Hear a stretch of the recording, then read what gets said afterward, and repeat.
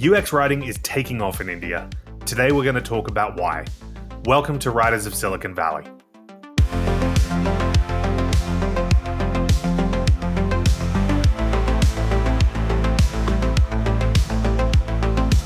Hey everyone, welcome to Writers of Silicon Valley. I'm your host, Patrick Stafford. Haven't done one of these intros for a while, but I think it's time. I need to bring these back. They just provide a little bit more context for the episode, and someone actually asked me, why aren't you doing these? And I didn't really have a good reason, so here I am. Thank you for joining. If you're new to the podcast, welcome. This podcast is all about interviewing UX writers and content designers at a range of different companies. If you're a regular listener, welcome back. I'm really excited about today's conversation.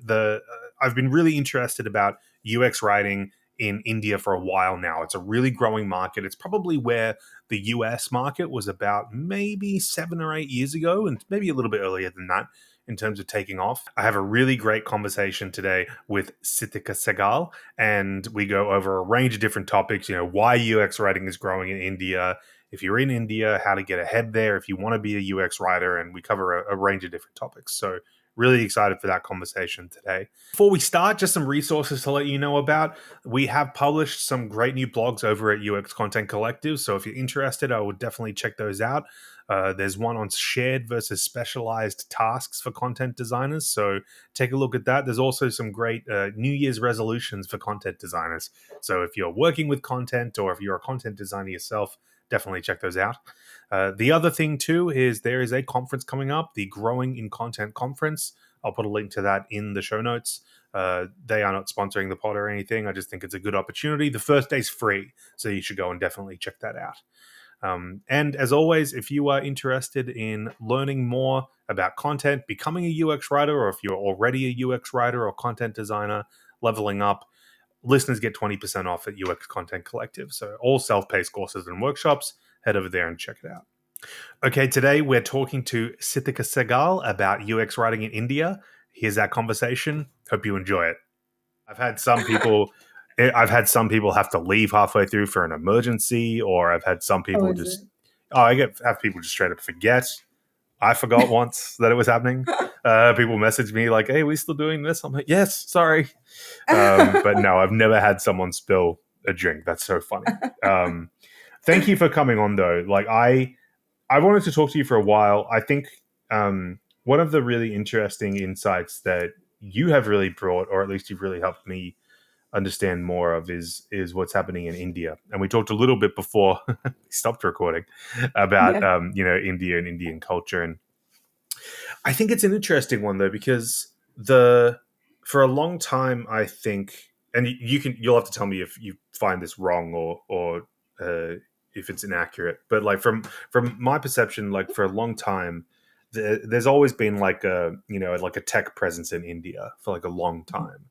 But I feel like now there's more investment happening there from a lot of the bigger tech companies, but not in even not in small capacities. It's like product teams are being developed there.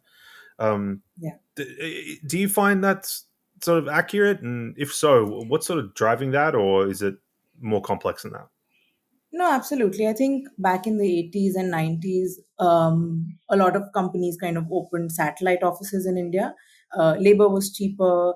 You did have people who could speak English and, look at things like customer support, things you were happy to kind of outsource. But more and more now, I'm seeing that companies are investing in like building teams here.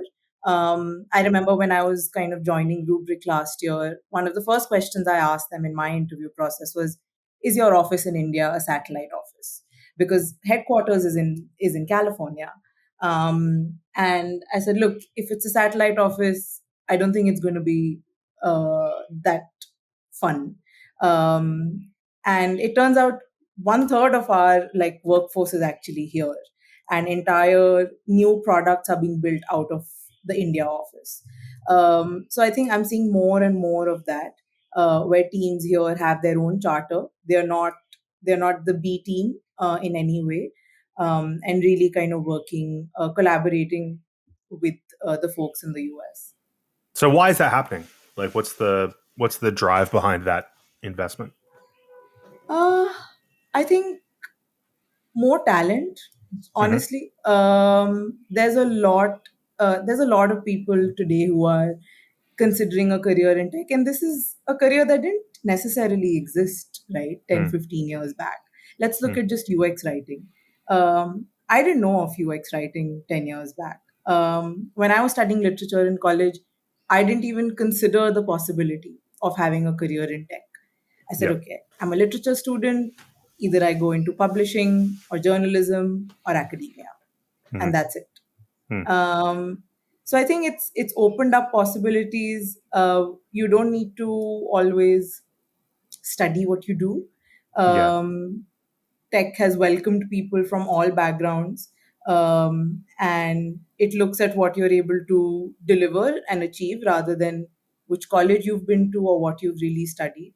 So I Yep. think that flexibility has really attracted talent also to tech in India. Yeah. I'm also mean like yes, that's true. I'm also mean like what's driving the investment from the companies themselves? Is it the fact that like I, I don't know. Like is it like what's driving the companies there?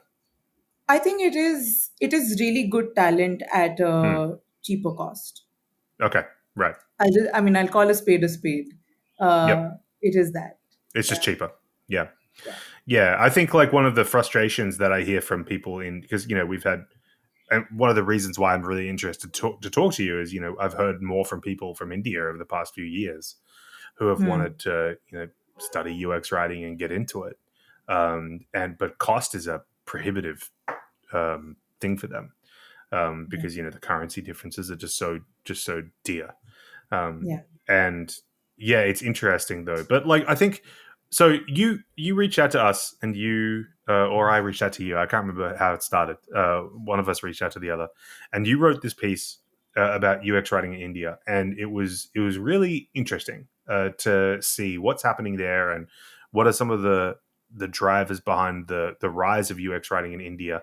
And I've linked it to this in the show notes so people can take a look. But yeah, there was a lot of really great insight there. And could you just describe just briefly, what's the state of UX writing in India? I mean, you mentioned that you didn't think this was going to be a career for you. I think a lot of people in other countries sort of say the same thing about UX writing, so I think it's very similar there. But could you talk a Hmm. little bit about what's the state of UX writing in India right now? What Hmm. was it like before? And Hmm. yeah, what's going on? I think it's sort of changed over the last couple of years. I mean, I got introduced to UX writing in 2020. Mm, And back then, I didn't hear of a lot of companies hiring UX writers. mm, Or they weren't hiring full-time UX writers. So mm, they were looking for somebody who could do a bit of marketing writing, a bit of UX writing, a bit of everything. They weren't quite sure that this could be,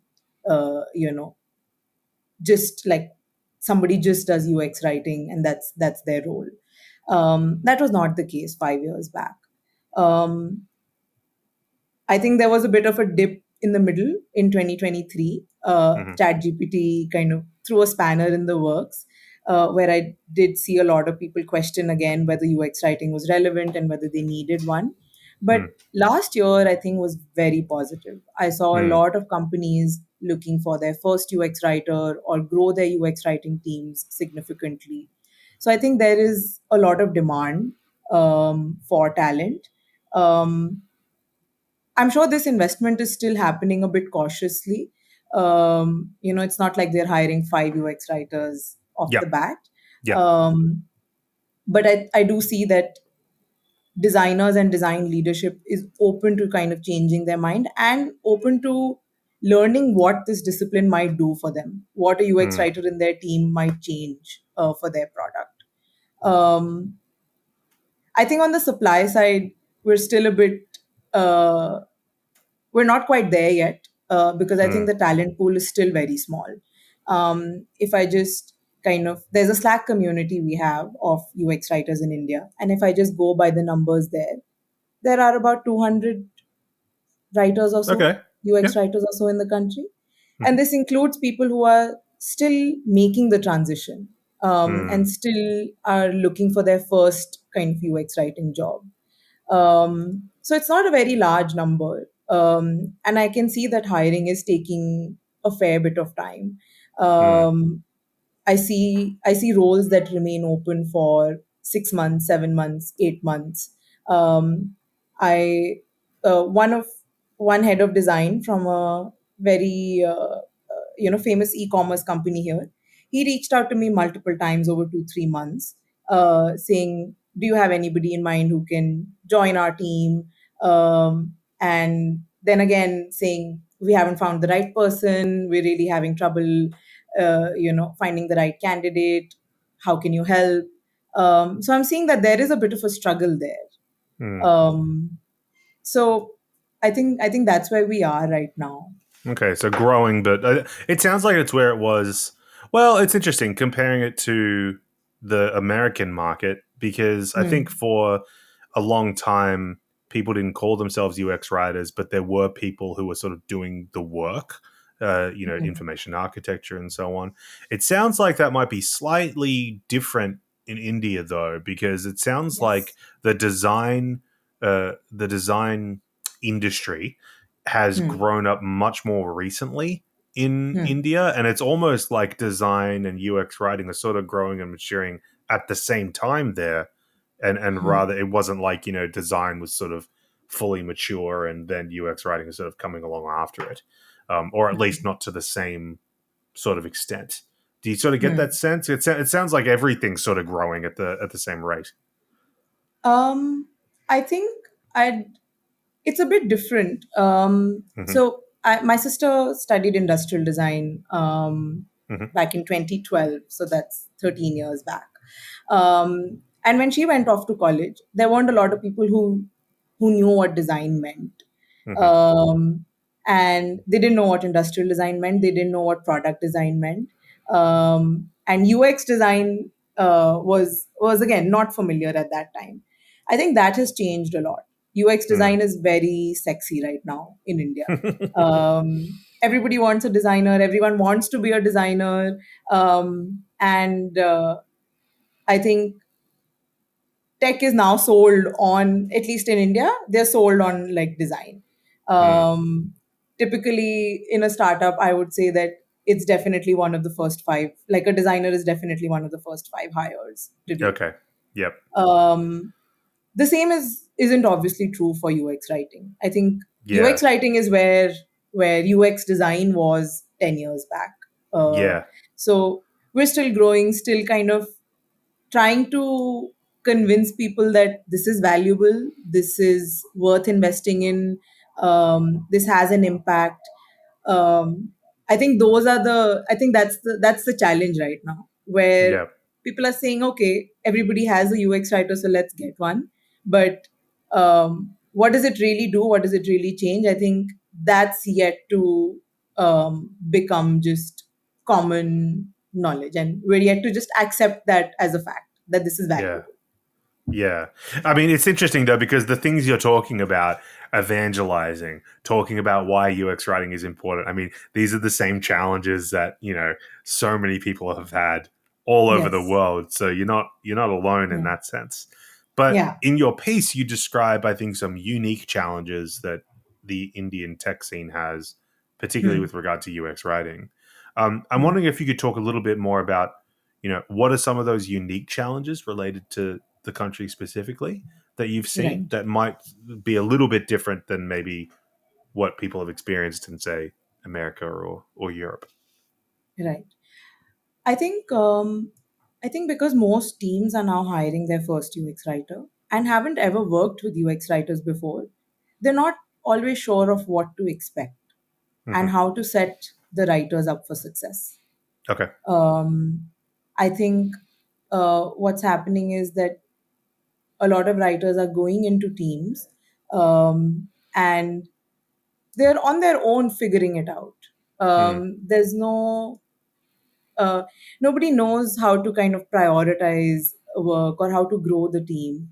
As a solo writer, it's very easy to very quickly get overwhelmed with having to do all of the writing, but also Mm. then evangelizing and advocating for the discipline. So I Yep. think that's a key challenge. Um, I think I don't uh, I don't like saying seat at the table, but I think but I think a lot of writers are kind of struggling with just integrating themselves better in the design process. Yeah. How do you get involved earlier on? What do you do when you get involved early in a project? Or how do you make sure that you have a say in, say, the information architecture, or how do you make sure that you're not just kind of filling lorem ipsum, stuff? Mm, mm, Um, I think those are some of the challenges, and mm, you figure it out on your own, and that's one way of doing it. But in the absence of like more senior UX writers or UX writing managers, most UX writers are just reporting into design managers. okay. So you don't really get to hear from somebody who's saying, you know what, I've been there, done that. This is how you approach it. Yeah, okay. Um, so I think Figuring things that's out. that's missing, Yeah. and that's a very India specific challenge, I feel. Yeah. So you mentioned you've got this group. I think one of the that's obviously great for the people who are, sort of getting into the you can share insights and all that sort of thing. I think one of the challenges for any let me go back a little bit. One of the interesting things that I really learned from you while we talked a little bit about what's happening in the Indian market and so on. The language Hmm. challenges there are significant, Hmm. and unlike say China, where Hmm. people are speaking either sort of Mandarin or Cantonese, there's sort of like a couple of main languages. There are a lot of different languages in Hmm. India, and Yes. to me, that represents some pretty significant challenges with regard to localization. What language are you using in a product? What language does the UX writer need to know? What are you optimizing for? To me, that's yet another challenge on top of what you've already described. Hmm. And I'm wondering, is that part of the reason why the demand for UX writers has grown, or is it sort of just other stuff in the mix as well? I'm sure that's part of it. Yep. I was watching a very interesting. There's a famous comic here, and he has this bit about the word time pass, Okay. and we use time pass in India as a noun. So you could ask me, Sidika, what are you doing? And I'd just say time pass, which means I'm not doing anything. Okay. So English is a language we've been speaking as a country for about 100 years now. Yeah. So we are very familiar with it. Yeah. But we have our own colloquialisms. Yeah. Another really funny one is night suit. Okay, Okay. something that you wear at night is a night suit. Yeah. Now these words don't exist No, elsewhere. they don't. They No. don't exist in any dictionary. Yeah. um, but I think that's part of the UX writing like challenge, like just thinking about the right words. Yeah. That there are words that may be accurate but not intuitive to users, and there are Mm, words that may be not quite right if you judge it by the rules of the English language, but actually work really well for the user. mm, um, about, I think, 3 years back, when I was writing for a fintech app, um, it was basically, the user gets a summary of their credit card bill, mhm, and the first view is a much more kind of short view where they only see a couple of numbers, and the summary is something that they have to just click into and go in. mhm. And we were calling it, I think, summary. Yep. And I said, okay, this is the right word to use, summary. It is a summary. But when we went out and tested with users, they resonated with the word breakdown a lot more. And that's what they kept Oh, saying in their conversations. Where is the breakdown of our bill? Where is yeah. the Okay. breakdown of what we have to pay? Yeah. It wasn't something I could have guessed at all. Yeah. Um, I think those are some interesting like differences where we do have to break the rules of the language a little bit, Yeah. um, and and find the word that is most intuitive for users here. Um, the other thing I've seen in some apps here is there's another app called Khata Book. Hmm. which basically helps small shop owners keep track of their accounts and all the things that they give on credit. Um, they use a lot of Hinglish, so they'll essentially Right. write Hindi words but in English. Okay. Um, Okay. yeah. What's an example of Uh, that? so something like um, something like remind them would become remind karo. Um, Okay. yeah, or it's not a product I've worked on, so I'm also just trying to recall Sorry, some other I've put examples. you on the spot here. Sorry, I didn't mean to do that. But yeah, No, no, I think they a lot of their CTAs are actually like Hindi words just written in English, because interesting. that's how shop owners would kind of understand it best. Yeah, okay. And these are people who probably, like, shop owners are probably people who've you know studied up till the 8th grade or 10th grade, or maybe finished school, uh, maybe haven't gone to college. Yep. So how do you kind of write the right UX copy for them? Yeah. I think those are some interesting, like, differences just from a craft point of view. That's really interesting. I think one of Yeah. the interesting things that I learned, and I don't know if it's again, you'll have to tell me if I'm off base or not. To me, maybe not so much now, but India, I think, was one of those countries that smartphone adoption just went up super quick in the 2010s Yes. because there were multiple different cheap options to get a phone, and not Yeah. everyone necessarily had like a desktop computer. So a lot of Yes. critical services moved to smartphones like really early. So the Yes. actual smartphone adoption has been, there from the start. Yeah. Now, obviously, as you mentioned, like UX writing has taken a little bit longer to come along, Hmm. but it Yeah. might be why part of the reason why the need for it is there is because Hmm. obviously everyone uses smartphones, but everyone was using smartphones there. I think before everyone was using smartphones in the US. Yes. So the use of apps obviously became much more important. I think one of the things you talked about in your article, which again I encourage everyone to go and read, is talking about hiring practices and what people are looking for and so on. You did mention there's some things that you didn't get to cover in that article about what's happening in the market right now. So I wonder, Hmm. like, since you've written that, have things changed? What have you seen change, and what are some of the problems that you think you're still dealing with? That's an interesting question. I think what I have seen change since then is that I think what I saw early 2024 and in 2023 was that there was a large gap between what companies were willing to pay their product designers, or Hmm. UX designers, and what they were willing to pay their UX writers. Okay. I think that gap has closed to a Okay. great degree. The now the job descriptions that I'm seeing, and the compensation range that I'm seeing, is a lot more equitable and Okay. comparable. So I think that's been a positive change. Um, I think uh, I think what hasn't changed a lot is, um, I'm not sure whether hiring managers are confident about what to look for. Hmm. It's not that they're doing anything wrong. I think they're just not sure how to find the best person because they've never hired a UX writer before. Um, the ones that reach out to me, I keep telling them, one, don't discount a candidate's experience in marketing or in journalism. These things come together very beautifully when somebody actually starts writing UX copy, and there are transferable skills Hmm. between these two domains.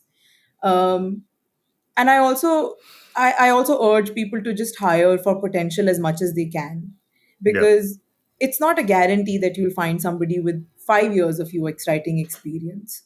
Yeah. um, what I used to hear a lot when uh, uh, I heard this a lot in the early phase of my career, is that don't apply for jobs where you meet 100% of the criteria. Even if you meet 70-80%, apply, Yep. uh, and do that. I think the reverse is also true. I think recruiters also need to not look for somebody who checks all the boxes. Hmm. Define the non-negotiables and the negotiables. I think definitely spelling, grammar, holdover language is a non-negotiable. That's not something that a company should be teaching somebody. That's totally fair. uh, but if you feel like they have a good process but don't write in a very concise way, it's okay. I think that's something that can change with training.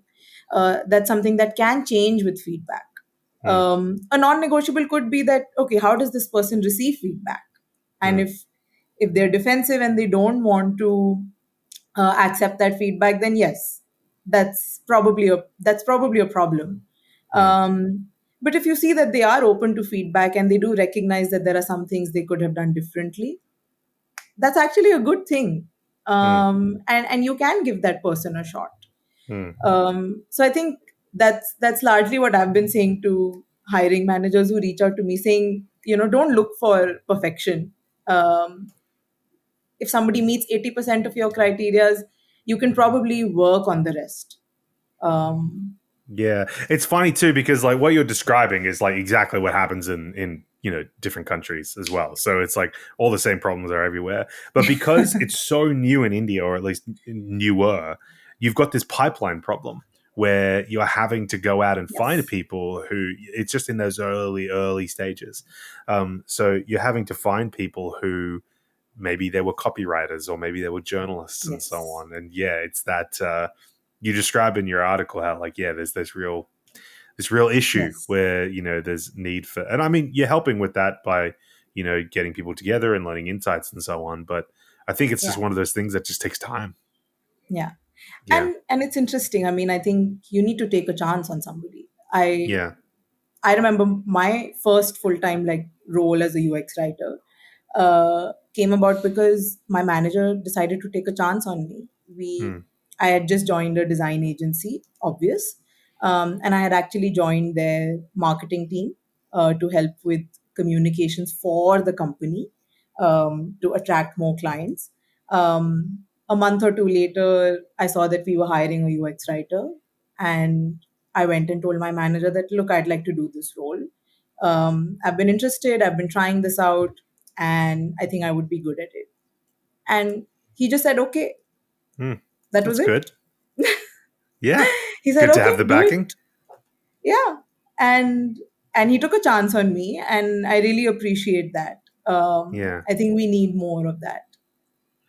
I'm interested to know what are some of the differences you see in the products that are coming out of Indian product teams versus the products that you see coming out of design teams in other countries. And so the reason I ask that is because one of the interesting things that I was reading in our article on design in China is the idea Hmm. of the role of space in an app. So you're looking at it, and there's you open a Chinese app, and there's so much going on. It's Yeah. because the idea there is that you want they want more information, more information all the time, whereas Yeah. products from say Silicon Valley offer a more clean, a lot of white space, all that sort of thing. And I Yeah. think it also speaks to UX writing because you see that come across in different ways as well. You've already Hmm. mentioned some of the differences in terms of language, how there might. What was the word you got? Hinglish. Time. Yeah, English. yeah, Yeah. yeah. Sometimes that comes across, but in terms of like the sensibility of the design teams, now I know you haven't worked in the States, so it's like hard to compare. But like, do you see any differences, or can you at least sort of observe anything from your position and how that comes across as well? I think our audience, the Indian user is very different. I think there isn't a Mm. lot of like brand loyalty. Okay. Uh, so, say we have two major food delivery apps, Yep. Zomato and Swiggy, Hmm. um, and you'll find very few people who just use one of them. Okay. Uh, even the 5% of India, which is the top 5%, which earns well. Um, we also go hunting on all of these different apps for offers. Hmm. and we go with the place that gives us the best offer. So if I'm dining out and Zomato is giving me a 20% discount, but Swiggy is only giving me a 10% discount, I will go ahead and use Zomato for that. Hmm. So I think I think products here have to work a lot harder in keeping the user hooked and keeping the Interesting. user coming back. Okay. Um, I think offers are a big part of it. Um, I I mean, before Rubrik, all of my like exposure to like tech was B2C apps. So I think I'm only speaking for that, Sure. those kinds of products. But I Hmm. think that's where offers really matter. Price sensitivity is very high. Mm. Um, I think um, I think the other interesting part in Indian products I'm seeing, and again, comes from like user behavior. Um, a lot of people, we started using phones in the last, 10, 15 years. Hmm. Um, a Yep. lot of the interaction patterns that are very intuitive that's not the case here. Mm. I was on a flight a couple of months back, and somebody who was sitting in the row in front of me diagonally. I could see what he was doing on his mobile screen. He was trying to select two pictures from his gallery to send to somebody, Hmm. and you have to just do a long press on that picture to select it. Hmm. But I saw him attempt this like 4 5 times. It was not intuitive at all. uh, or like this, I think recently Slack uh, has this catch up feature, so you keep Yep. unread or you mark as read. Yeah. Yep. And I think that interaction is based on the dating app swiping left and right. Yeah. Yep. I think that's where it's coming from, but it's not very intuitive. I Okay. don't use the swipe as much. I actually just use the buttons because I don't Yeah. want to get it wrong. Yeah. um, I see this with my parents also all the time, right? Yeah. They are in their 60s now, and have grown up. I mean, not grown up with technology, at least when they were kids, but have seen essentially, a TV come into India, or the first like smartphone come into India, and they have kept up. Like we had a computer when we were growing up, which was not common at all. Yeah. And I see sometimes they're also struggling with like Google Calendar, which is very simply designed, very nicely. Like you can't really find fault there. Yeah. But it's not intuitive. Those patterns aren't always intuitive to people here. um, so I think that's also the difference in products here. So does um, that mean, what does that mean for you as the UX writer? Does that mean you have to do a lot of, so to speak, hand holding in the way that you're explaining things? Because a lot of the sensibility in, say, a product team in San Francisco might be to say, oh, you're explaining things too much to the user. You want to try yeah. and keep tone of voice. You want to put some tone in there. You want to add some personality or something. To me, again, I'm assuming this, it sounds like that's less important. And for users in India, it's much more about clearly clearly describing what needs to be done, the functionality of it, rather than the Yeah, personality and the brand. I think there definitely has to be a lot more education in products, Yeah, interesting. um, by way of whether like that's tooltips or just guided like Mm, workflows where you swipe through stories and see how you do something. Like I think mm, Notion does a really good job of these like instructional stuff. Um, something as small as like the Instagram navigation bar on the bottom, hmm. and there's a home icon, there's a search icon, add, and two more things. My mom uses Instagram, but I think she's not quite sure of where to find her own profile or where to go to home from. So I Hmm. think just that icon isn't enough. Yeah, Sometimes you do need those labels as well. yeah. So I think that's the impact of like this on UX copy in the product. Mm. That maybe we do need a lot more educational stuff, which you can dismiss easily. Doesn't stay on the screen forever. But also maybe a little more like hand holding with the labels, etc. That's really interesting. One of the other things you mentioned to me that I thought was really fascinating was you're not really seeing a lot of specialization in India. So right now in the UX writing market, content design market, you're seeing a lot of these sort of splinter skills, Hmm. accessibility, conversation design, Yes. chatbots. I can't even think of something else right now. Growth, for instance, like there's people who want. There's a lot of ads for like very specific teams. Um, Hmm. India's not there yet. I feel Hmm. like what's happening in right now in North America is a symptom of sort of a maturing field. Also, a little bit Yes. of the hangover from the layoffs and so on, but that's Yeah. sign of a maturing field. Whereas in India, you're in that early stage, so companies just really they just want a UX writer. They just want someone to come in like straight away, Hmm. which I think is Yeah. like a good opportunity for someone to get into the industry. If you Yes. can find an opportunity to get in there. Yeah. Yeah, you mentioned that to me. I thought it was really interesting. Do you mind sort of explaining a little bit more about that? Yeah, I mean, accessibility is not a conversation here.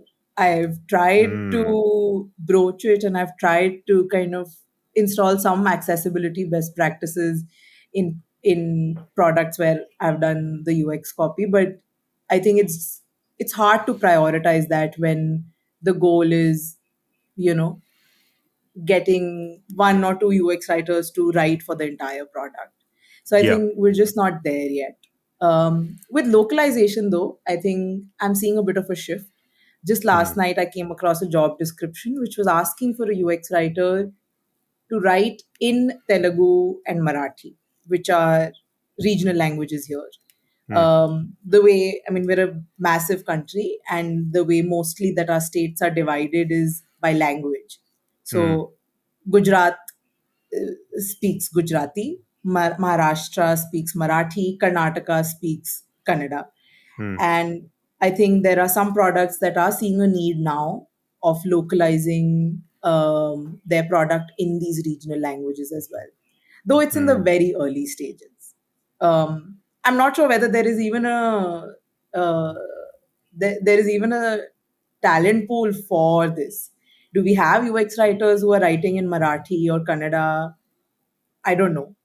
If somebody told me to write in Hindi, which is my mother tongue, which is what I spoke growing up, I would really, I think, struggle because I don't know what like the technical stuff is called in Hindi. I can speak it.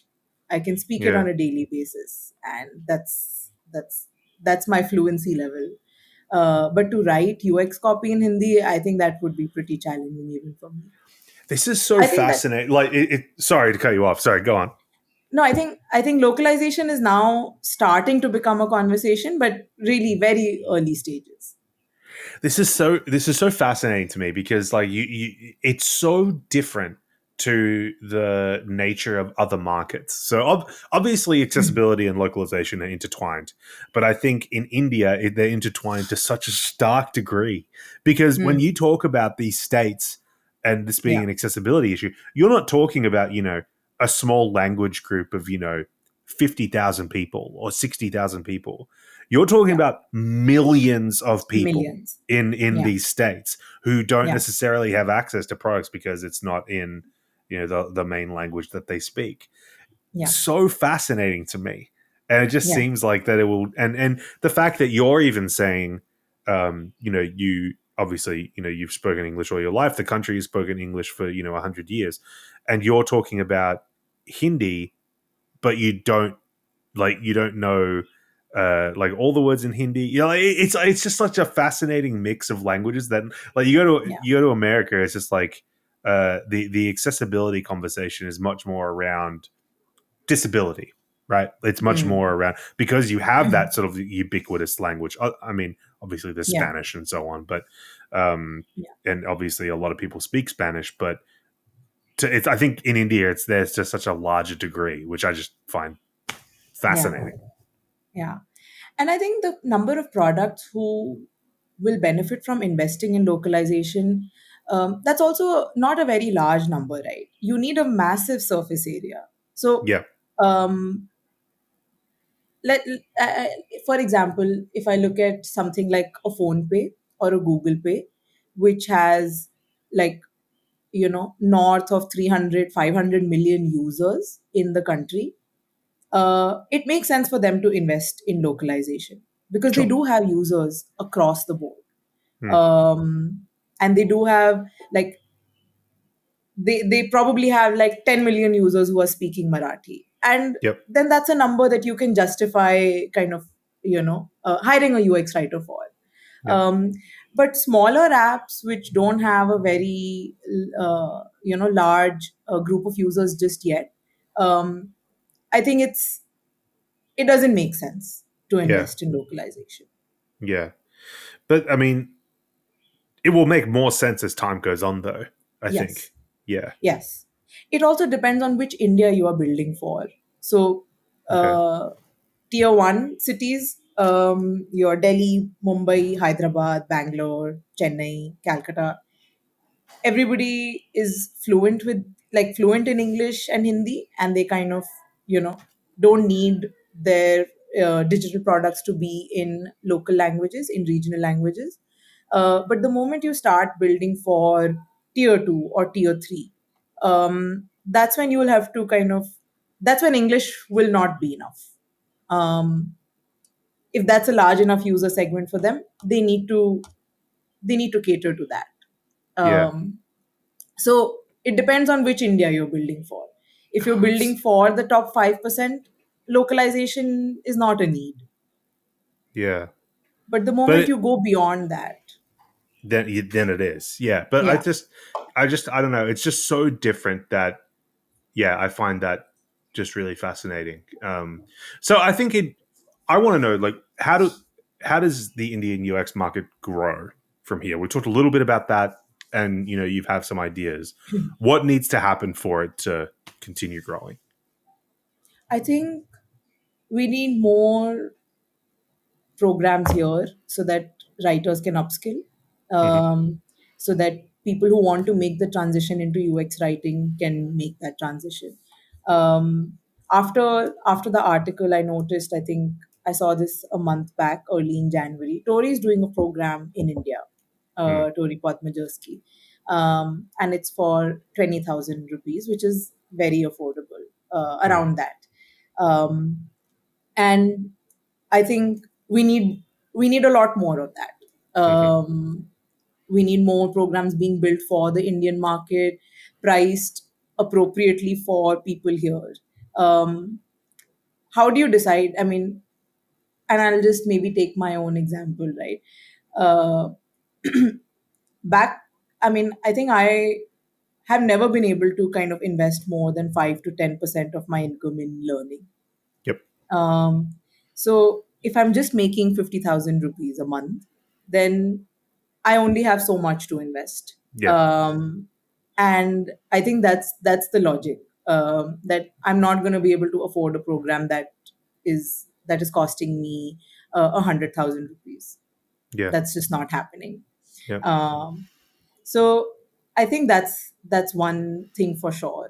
I think we also need a lot of coaching and soft skills, because I think Mm, there are mindsets that are going to be key to the success of UX writing as a domain, and then like individually, all of us succeeding in our own roles and companies. mm, Um, in my first full time role as a UX writer, I think I got very frustrated because I was trying to do too much too soon. If hmm. someone had just told me that you need to be a lot more patient and that change takes time and that I needed to set more realistic goals for myself, I Yep. would have done things differently. Now, that's not a hard skill, but somebody who knows better than I do needs to recognize that this is what's happening and say, you just need to be more patient. You're doing all the right things. You know your job. You know how to write copy, but be a little more patient, Yeah. or be a little more compassionate when you're talking to stakeholders about the impact of copy. Don't do it with a chip on your shoulder, because I think that pisses people off, right? Yeah. You want to talk about your work, you want to talk about your impact, but you don't want to do it as if you're proving a point or you're trying to prove a point. You want to do it with a lot more like positive energy. And I think that's also that that's not an inherent skill. You have to learn that. Uh, Yeah. so I think we need a lot more of that. I feel. And Um, especially because the industry is so young, right? Because you are yes. developing, and you don't want people to think that, oh yeah, I've worked with UX writers and content designers, but they're super annoying. Like you want it to Yeah, be like, you want it to grow, and you want it to be positive. exactly. So yeah, I think that's good. I think that's good advice. So just to finish up, I would love to hear a little bit more about like what else do you think needs to be happening right now? Because there's a pipeline. We need more courses. We need more soft skills. What's something we haven't touched on that you think that you would really like to emphasize? Hmm. Um, I think we've covered actually most of it. I'll just kind of like think back on everything we've spoken about. Managers hiring a little bit for potential, Hmm. um, more programs here, um, and again, investment in learning and upskilling from both ends, right? Even Yep. like companies can support people with their learning. I've always had a learning budget wherever I've worked.